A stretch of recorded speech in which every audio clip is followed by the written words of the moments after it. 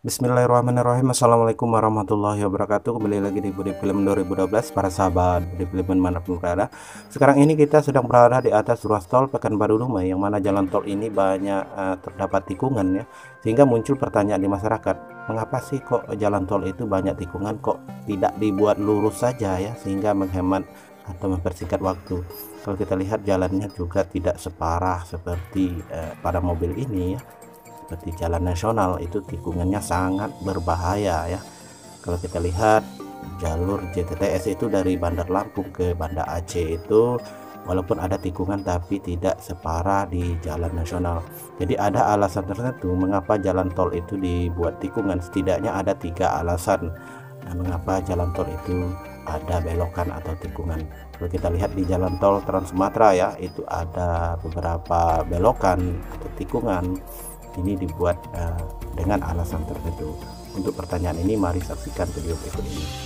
Alasan yang pertama yaitu jika kita mengendara dengan kecepatan yang konstan atau tetap pada jalan yang lurus itu sampai 100 atau 200 km, maka bisa menyebabkan konsentrasi supir itu akan menurun sehingga supir bisa melamun dan mengantuk dan menyebabkan kelalaian sehingga terjadi kecelakaan dan bisa-bisa merenggut nyawa seseorang. Jadi tikungan di jalan tol itu dibuat supaya konsentrasi supir itu bisa terjaga. Kemudian alasan yang kedua, bentuk kontur tanah di Indonesia itu tidak rata ya, ada pegunungan, ada lembah, ada sungai ya. Jadi untuk menghindari itu semua dibuatlah tikungannya. Tidak serta-merta dibuat lurus sehingga nanti dijumpai tanjakan yang terjal sehingga mobil bisa terbalik ya. Kalau kita lihat ini adalah jalan di pegunungan yang dibuat meliuk-liuk ya, ini adalah kelok 9 sengaja dibuat meliuk supaya terhindar dari kecelakaan. Dan ini juga kita lihat ada banjir, ada tanah longsor.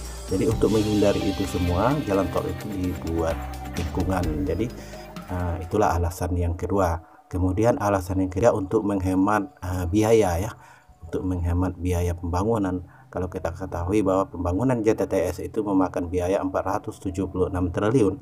Jika kita buat lurus dari Bandar Lampung sampai ke Banda Aceh itu bukan tidak mungkin sampai 2000 triliun ya. Kita bayangkan pembangunan jembatan, kalau dibuat lurus itu berapa jembatan yang dibangun, berapa terowongan yang dibuat ya. Kalau kita mempunyai teknologi seperti yang di Cina ini ya nggak apa-apa.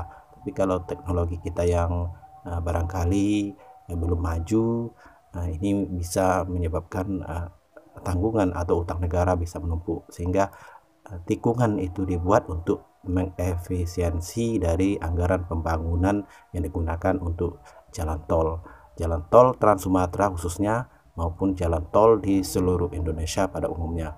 Kalau kita ketahui bahwa jalan tol Trans Sumatera itu ada ruas Padang Pekanbaru yang melewati terowongan ya, itu memakan biaya yang cukup besar. Menurut Gubernur Mahyildi ya, itu 10 km bisa memakan biaya 6 triliun rupiah. Coba bayangkan kalau dari Bandar Lampung itu banyak terowongan sampai ke Banda Aceh kalau dibuat lurus tanpa ada tikungan. Kalau kita hitung ya, itu 1 km terowongan itu 0,6 triliun dikalikan 2000 km ya, dapat 1200 triliun. Coba bayangkan JTTS cuma 476 triliun, sehingga bisa menghemat anggaran berlipat ganda ya.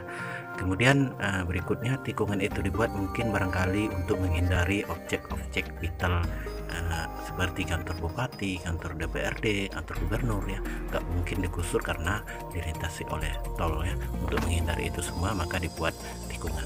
Oke, mungkin hanya ini yang dapat saya sampaikan. Terima kasih. Wassalamualaikum warahmatullahi wabarakatuh. Sampai jumpa kembali. Bye bye.